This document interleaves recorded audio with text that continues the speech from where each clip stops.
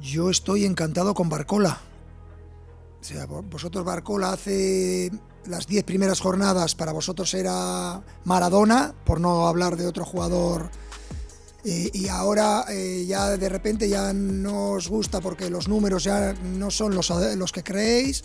Le cas Barcola divise. Un joueur limité pour certains, un gros potentiel pour d'autres. Dans l'anonymat il y a 3 ans à peine, celui qui évoluait à Lyon a changé de dimension depuis son transfert au PSG à l'été 2023. Sa première saison parisienne était celle de l'apprentissage. D'abord remplaçant, il s'est progressivement imposé comme titulaire. Avec le départ de Mbappé pour le Real, c'est bien Barcola qui possède les clés de l'attaque parisienne avec son compère Ousmane Dembélé. Des nouvelles responsabilités pour celui qui a vécu une ascension complètement folle. Cette saison est un tournant.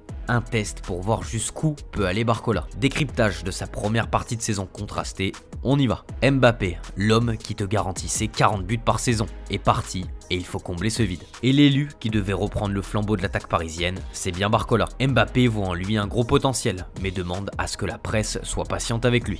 J'espère aussi que vous allez l'épargner parce qu'aujourd'hui c'est frais, c'est nouveau. Et donc c'est super, mais quand il aura des matchs où il marquera pas, faudra pas venir me poser les mêmes questions pour me dire que c'est un nul. Donc c'est un très bon garçon, un potentiel qui est très très grand. Donc il est dans un grand club, un club dans lequel il va pouvoir progresser, il va pouvoir évoluer, jouer des grands matchs. Donc tout ce que je lui souhaite c'est de continuer comme ça et de faire encore mieux. Faire mieux, Barcola l'a écouté et il a rapidement fait mieux que la saison dernière. En 2023-2024, il présente un bilan de 5 buts et 9 passes en 39 matchs. À la mi-saison 2024-2025, il totalise 13 buts et 5 passes en 28 matchs seulement. Un bien meilleur bilan avec déjà le double de buts. Il a commencé la saison en boulet de canon, 4 buts lors de ses 3 premiers matchs et fait des misères à ses adversaires dans son couloir. En témoignent ses matchs face au Havre ou Montpellier. Même avec les Bleus, lors du rassemblement de septembre, il confirme sa progression avec ce but rapide contre l'Italie, faisant de lui le buteur le plus rapide de l'histoire des Bleus. Ses coéquipiers constatent ses progrès. Je ne suis pas surpris de la manière dont il joue au PSG, ça allait venir petit à petit. C'est bien pour lui, on est content et on espère qu'il continuera comme ça. À ce moment-là, il a inscrit autant de buts que lors de l'intégralité de l'exercice précédent, en club et en sélection. On n'est qu'en septembre, hein. Les progrès en finition sont indéniables. Mais voilà, après ses débuts en trombe, l'irrégularité le rattrape et ce défaut va rythmer toute sa saison jusqu'à présent. Après ce rassemblement, sur les 3 rencontres suivants, soit contre Brest, Girona et Reims, il n'est pas parvenu à être décisif. Il revient ensuite très fort en Ligue 1 avec un doublé contre Rennes, un but et une passe contre Strasbourg, un but contre Marseille, 2 contre Angers et une passe décisive face à Lens. Ensuite, à nouveau, longue période de disette avec 6 matchs sans être décisif, avant de remarquer contre Lens. Bilan en Ligue 1 à la mi-saison, 18 matchs, 11 buts et 3 passes D. Deuxième meilleur buteur du championnat et joueur le plus décisif aux côtés de Dembélé. Le PSG est largement en tête en Ligue 1, on peut estimer raisonnablement qu'il a fait le travail pendant le championnat. Il s'était confié aux Parisiens sur son début de saison et son travail sur sa finition. Oui, clairement, c'est ce qui me manquait l'année dernière. J'étais plus dans un rôle d'ailier percutant, je n'avais pas ce côté tueur. Le coach a été le premier à me le reprocher. Il m'a toujours dit que ce que je faisais, c'était très bien, mais il m'a rappelé que j'étais d'abord un attaquant. Et ce qu'on demande à un attaquant, c'est de marquer. Il fallait que je rentre ça dans mon jeu. Si je l'intégrais, il était sûr que j'allais être un très très bon joueur. Quand j'ai abordé la saison, je me suis vraiment mis dans la tête que je devais être un buteur, plus décisif. C'est surtout une question de mentalité. Cela nécessite d'être plus concentré, d'avoir cette envie de marquer et faire marquer. Il faut mettre cela en place dans sa tête et pour se dire aujourd'hui je dois faire quelque chose. Bon, la Ligue 1 c'est cool, mais là où le PSG est le plus attendu, et donc le joueur aussi, c'est en Ligue des Champions. Et c'est précisément là que son irrégularité pèse sur son équipe. Si en Ligue 1 le PSG a de la marge sur ses adversaires, en LDC c'est une autre histoire. Barcola a été dans le dur dans cette compétition, enchaînant les performances catastrophiques comme face à Arsenal, le Bayern ou l'Atlético de Madrid. On l'a vu perdre tous ses duels, des dizaines de ballons et ne plus provoquer du tout son vis-à-vis. Remis en question par Luis Enrique, au point même de débuter sur l'aile droite plutôt qu'à gauche, voire même sur le banc, il a peut-être enfin eu son déclic. Face à Manchester City, il a été invisible en première période avant de sonner la révolte avec ce super rush en solitaire, transformé en passe décisive et ensuite son but égalisateur. Performance de référence pour lui contre un gros poisson comme City. Les plus exigeants diront qu'il était temps, contre une équipe en plus qui traverse une période de crise jamais vue. Sur l'ensemble de sa carrière, il compte seulement 2 petits buts en 17 apparitions en Ligue des Champions. Le PSG a longtemps été au bord de l'élimination et peine à être tranchant face au but. Barcola incarne cette inefficacité parisienne en Ligue des Champions. Il n'est pas l'unique fautif, mais il en fait partie. Certains disent de lui qu'il a déjà atteint son plafond de verre. Pourquoi Barcola est moins fort en Ligue des Champions ?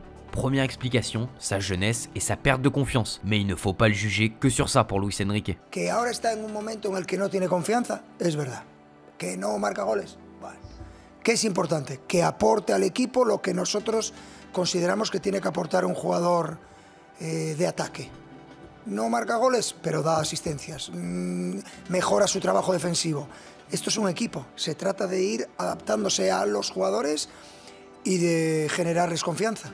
Une première piste d'explication de son irrégularité, mais pas la seule. Le système de jeu de Luis Enrique n'est pas non plus fait pour le mettre en valeur. Les attaques du PSG penchent très largement à droite avec le duo Dembélé-Hakimi. Ce sont eux qui sont le plus responsabilisés dans le dernier tiers, à l'inverse du duo Barcola-Nuno Mendes. Le français et le portugais peinent à développer des automatismes et de la complémentarité jusqu'à présent. Barcola s'est senti sous-utilisé dans ce rôle, provoquant des tensions entre lui et son coach. Selon nos informations, le joueur était de plus en plus frustré sur les consignes de son coach, ainsi que pour son obstination et son système avec un faux numéro 9. Des tensions qui ont mis en stand-by les discussions avec le club concernant une prolongation de contrat. De quoi peut-être aussi le perturber. Autre explication de sa méforme, c'est le niveau de Barcola. Il ne bénéficie plus de l'effet surprise contre ses adversaires. Les défenseurs ont appris à découvrir ses feintes de corps, ses crochets et sa façon de changer d'appui. Barcola est un bon joueur de 1 contre 1, mais son éventail de dribble n'est pas très large. En Ligue des Champions, contre les meilleures défenses, ses adversaires lui mettent sur le dos 2 défenseurs et il ne parvient pas à s'en défaire. À lui de trouver des solutions dans le futur pour se renouveler et surprendre à nouveau. L'amélioration de son jeu de passe, par exemple, est une piste à travailler. Son nouveau rôle implique aussi une attention médiatique entièrement braquée sur lui. Mbappé n'est plus là pour essuyer les critiques et attirer toute l'attention. C'est Barcola la star et ce changement de statut peut lui mettre davantage de pression,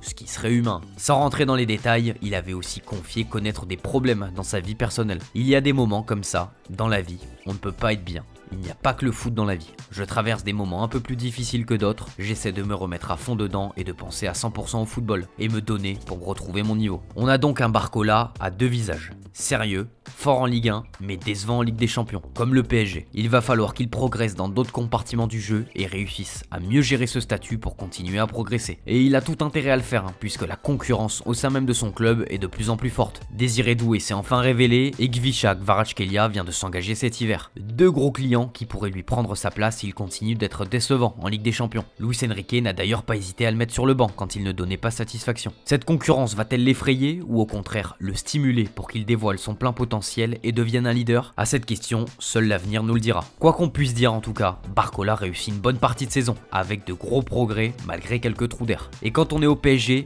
l'exigence est maximale, il faut briller en LDC, pas le temps d'être patient. À 22 ans, il a encore tout le temps de finir la saison en bombe. Et vous les amis, que pensez-vous de Barcola depuis le début de saison? Le PSG doit-il continuer de le titulariser malgré la venue de Kvara? Je vous attends nombreux en commentaire. Abonnez-vous et likez la vidéo pour donner de la force et on se dit à très vite sur Foot Mercato FC. Ciao ciao.